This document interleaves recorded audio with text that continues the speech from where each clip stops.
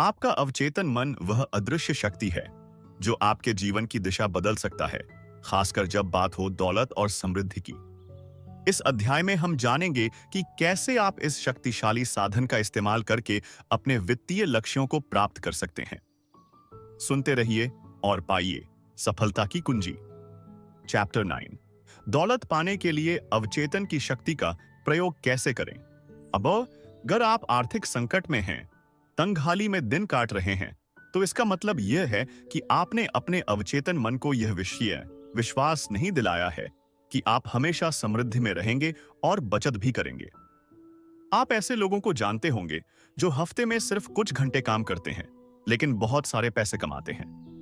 वे ज्यादा मेहनत नहीं करते हैं। इस बात पर यकीन न करें कि दौलतमंद बनने का इकलौता तरीका खून पसीना बहाना और कड़ी मेहनत करना है।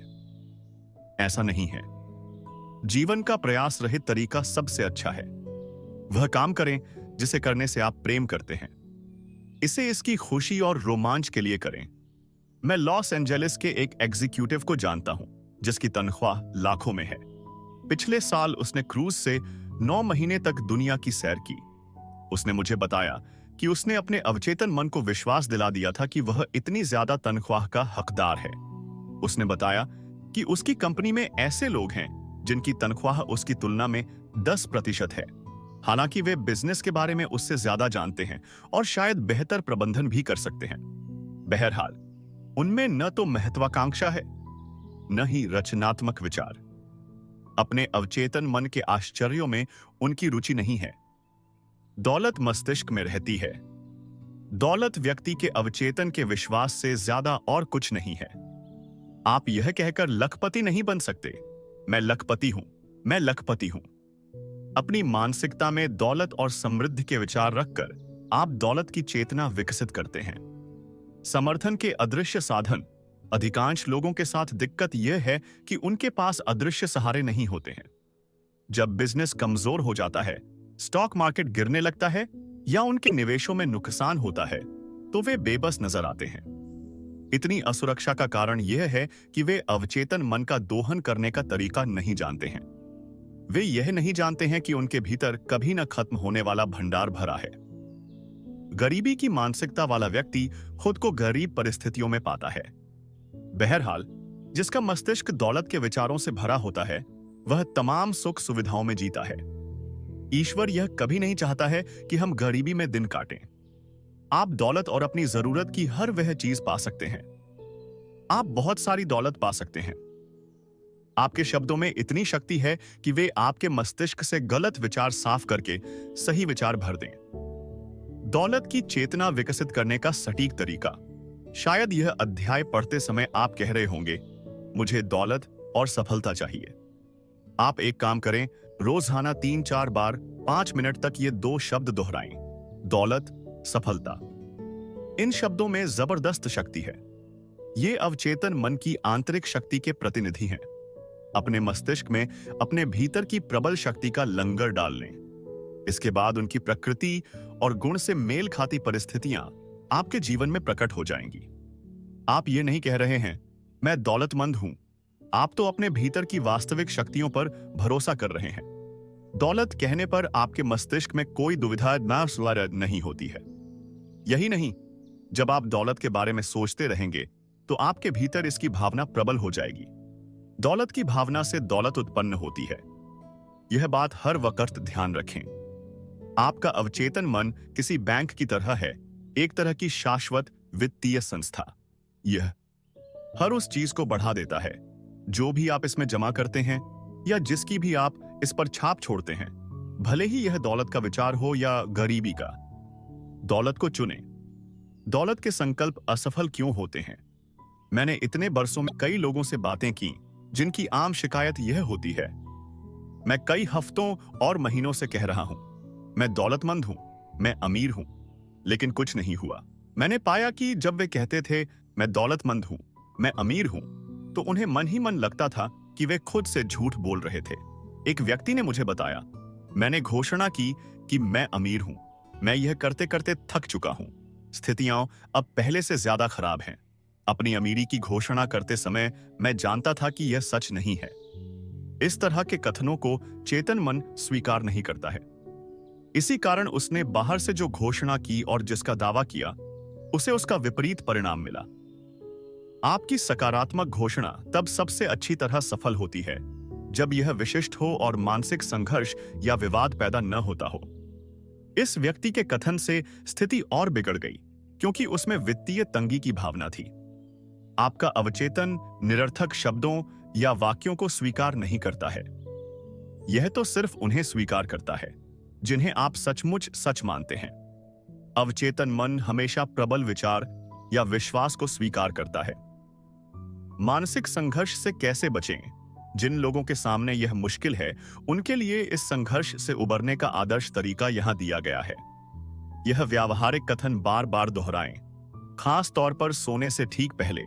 दिन रात मैं अपनी सभी रुचियों में समृद्ध हो रहा हूं। इस सकारात्मक घोषणा से कोई बहस नहीं होगी क्योंकि यह आपके अवचेतन मन की वित्तीय कमी की छाप का विरोध नहीं करती है। एक बहुत चिंतित बिजनेसमैन मेरे पास आया। उसकी बिक्री व आर्थिक स्थिति बहुत खराब थी। मैंने उससे कहा कि वह अपने ऑफिस में शांत होकर बैठ जाए और बार बार दोहराए, मेरी बिक्री हर दिन बढ़ रही है। इस कथन के कारण उसके चेतन और अवचेतन मन मिलकर काम करने लगे और बाद में अच्छे परिणाम मिले। कोरे चेक पर साइन न करें। आप कोरे चेक पर साइन करते हैं जब आप इस तरह की बात कहते हैं, काम चलाने के लिए पर्याप्त पैसे नहीं है, काफी तंगी है, कर्ज की किस्त नहीं चुकाने के कारण मैं अपना घर गंवा दूंगा आदि। जब आप भविष्य के बारे में डरते हैं तो आप एक कोरा चेक लिख रहे हैं और नकारात्मक परिस्थितियों को अपनी ओर आकर्षित कर रहे हैं। आपका अवचेतन मन आपके डर तथा नकारात्मक कथन को आपके आग्रह के रूप में स्वीकार करता है। फिर यह अपने तरीके से काम शुरू कर देता है, जिससे आपके जीवन में बाधाएं, विलंब, कमी और सीमाएं पैदा हो जाती हैं। आपका अवचेतन आपको चक्रवृद्धि ब्याज देता है। जिसमें दौलत की भावना है, उसे अधिक दौलत दी जाएगी। जिसमें कमी की भावना है, उसे कम दिया जाएगा। आप जिस चीज को अपने अवचेतन में जमा करते हैं, यह उस चीज को कई गुना कर देता है और बढ़ा देता है। हर सुबह जब आप जागें तो समृद्धि, सफलता, दौलत और शांति के विचार में जमा करें। इन अवधारणाओं पर सोचें। अपने मस्तिष्क को उनके साथ अधिकतम व्यस्त रखें। ये सृजनात्मक विचार जमा राशि की तरह आपके अवचेतन मन में पहुंच जाएंगे और प्रचुरता तथा समृद्धि ले आएंगे। कुछ क्यों नहीं हुआ? आप शायद कह रहे होंगे, ओहो, मैंने यह किया था लेकिन कुछ नहीं हुआ। आपको परिणाम इसलिए नहीं मिले क्योंकि शायद 10 मिनट बाद ही आप डर के विचार में डूब गए थे और आपने उस अच्छे विचार को नकार दिया था जिसकी आपने घोषणा की थी। जब आप जमीन में कोई बीज बोते हैं तो आप उसी दिन बाद में उसे खोदकर वापस नहीं निकाल लेते हैं। आप उसे जड़ें जमाने और बढ़ने का मौका देते हैं। मान लें, उदाहरण के लिए आप यह कहने वाले हैं, मैं उस चीज के पैसे अदा नहीं कर पाऊंगा। इससे पहले कि आप मैं से आगे बढ़ें, वहीं रुक जाएं। इसे बदलकर सृजनात्मक कर दें, जैसे मैं सभी तरीकों से समृद्ध बनूंगा। दौलत का सच्चा स्रोत। आपके अवचेतन मन में विचारों की कभी कमी नहीं होती है। इसके भीतर असंख्य विचार हैं जो आपके चेतन मन में प्रवाहित होने और असंख्य तरीकों से आपकी जेब में पैसे भरने के लिए तैयार हैं। यह प्रक्रिया आपके दिमाग में चलती रहेगी, भले ही शेयर बाजार ऊपर जाए या नीचे, भले ही पाउंड स्टर्लिंग या डॉलर्स का मूल्य कम या ज्यादा हो जाए। दरअसल आपकी दौलत कभी बॉन्ड, स्टॉक या बैंक के पैसे पर निर्भर नहीं रहती है। ये तो सिर्फ प्रतीक हैं, जाहिर है आवश्यक और उपयोगी भी, लेकिन सिर्फ प्रतीक। मैं जिस बात पर जोर देना चाहता हूं वह यह है कि अगर आप अपने अवचेतन मन को विश्वास दिला दें कि दौलत आपकी है और यह आपके जीवन में हमेशा प्रवाहित हो रही है, तो हमेशा और अंततः यह आपको मिल जाएगी, चाहे यह कैसा ही रूप ले। तंगी में दिन गुजारने का असली कारण। कई लोग यह दावा करते हैं कि वे तंगी में दिन गुजार रहे हैं और महीने का खर्च चलाने के लिए संघर्ष कर रहे हैं। उन्हें अपने खर्च पूरे करने के लिए बहुत जूझना पड़ता है। क्या आपने कभी उनकी बातचीत सुनी? वे लगातार उन लोगों की निंदा करते हैं जो जीवन में सफल हुए हैं और जिन्होंने अपने सिर भीड़ से ऊपर उठाए हैं। कई मामलों में उनकी बातचीत इस तरह से चलती है, ओह, वह आदमी बदमाश है, वह क्रूर है, वह तो धूर्त है। इसीलिए उनके पास पैसे की कमी रहती है। वे लगातार उसी चीज की निंदा कर रहे हैं जिसे वे चाहते हैं। वे अपने अधिक दौलतमंद सहयोगियों की आलोचना इसलिए करते हैं क्योंकि वे उनकी समृद्धि से जलते हैं। दौलत को दूर भगाने का सबसे तीव्र तरीका अपने से ज्यादा दौलतमंद लोगों की आलोचना और निंदा करना है। दौलत का एक आम अवरोध, एक भावना बहुत से लोगों के जीवन में दौलत की कमी का कारण है। अधिकांश लोग इसे मुश्किल तरीके से सीखते हैं। यह भावना ईर्ष्या है। उदाहरण के लिए, अगर आप अपने किसी प्रतिस्पर्धी को बैंक में बहुत सारे पैसे जमा करते देखें, जबकि आपके पास जमा करने के लिए छोटी राशि है, तो क्या इससे आपको जलन होती है? इस भाव से उबरने का तरीका खुद से यह कहना है, कितनी बढ़िया बात है, मुझे उस व्यक्ति की समृद्धि पर खुशी होती है, मैं चाहता हूं कि वह और अधिक दौलत कमाए। ईर्ष्या के विचार विध्वंसक होते हैं क्योंकि वे आपको नकारात्मक स्थिति में रखते हैं। इसलिए दौलत आपके पास आने के बजाय आय आपसे दूर भाग जाती है। अगर आप किसी दूसरे की दौलत या समृद्धि से चिढ़ महसूस करें, तो तत्काल दावा करें कि आप सचमुच उसे ज्यादा दौलतमंद देखना चाहते हैं, हर संभव तरीके से। यह आपके मस्तिष्क के नकारात्मक विचारों को हटा देगा और अवचेतन मन के नियम द्वारा आपको अधिक दौलत प्रदान कर देगा। दौलत के बड़े मानसिक अवरोध को हटाना। अगर आप इस बारे में चिंता या आलोचना कर रहे हैं कि कोई अपना पैसा बेईमानी से कमा रहा है, तो उसके बारे में चिंता करना छोड़ दें। अगर आपकी शंकाएं सही हैं, तो आप जानते हैं कि इस तरह का व्यक्ति मस्तिष्क के नियम का नकारात्मक प्रयोग कर रहा है। समय के साथ मस्तिष्क का नियम उसे परिणाम देगा। बहरहाल, सावधान रहें, उसकी आलोचना न करें। इसके कारण पहले ही बताए जा चुके हैं। याद रखें, दौलत की राह में अवरोध आपके अपने मस्तिष्क में है। आप अब उस मानसिक अवरोध को नष्ट कर सकते हैं। इससे आप हर एक के साथ अच्छे मानसिक संबंध भी बना सकते हैं।